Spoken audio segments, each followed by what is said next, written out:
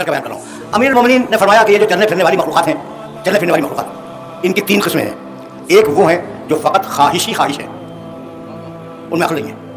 तो सोचोगे नहीं क्या भाई ये लाल बेग क्या है? ख्वाहिश है।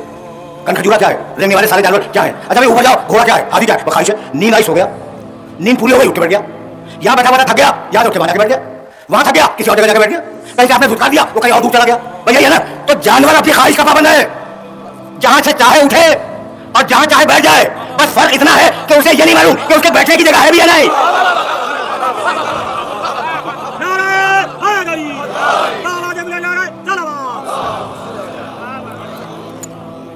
ऐसा है ना, ठीक। अच्छा तो अमीरुल मोमिनीन क्या फरमाते हैं कि एक वो मखलूक है जो फ़कत ख्वाहिश ही ख्वाहिश है, जो जी में आया वो कर दिया, वो है हैवान। और दूसरी मखलूक है जिसमें फ़कत अक्ल ही अक्ल है, और वो है फरिश्ता। कुछ नहीं, सिवाय अक्ल के कुछ नहीं है। न उसमें कोई ख्वाहिश है, न किसी चीज़ की तरफ करता है, न कोई तमन्ना है। कभी अगर मौका हुआ तो बताऊंगा कोई खिलाफत की तमन्ना क्या थी। कभी मौका हुआ तो बताऊंगा कि वो खिलाफत की तमन्ना क्या थी, लेकिन इस बात में मौजूद नहीं है। जिसमें फ़कत ख्वाहिश हो वो हैवान, जिसमें फ़कत अक्ल हो वो फरिश्ता, और जिसमें ख्वाहिश और अक्ल टकरा जाए उसका नाम है इंसान।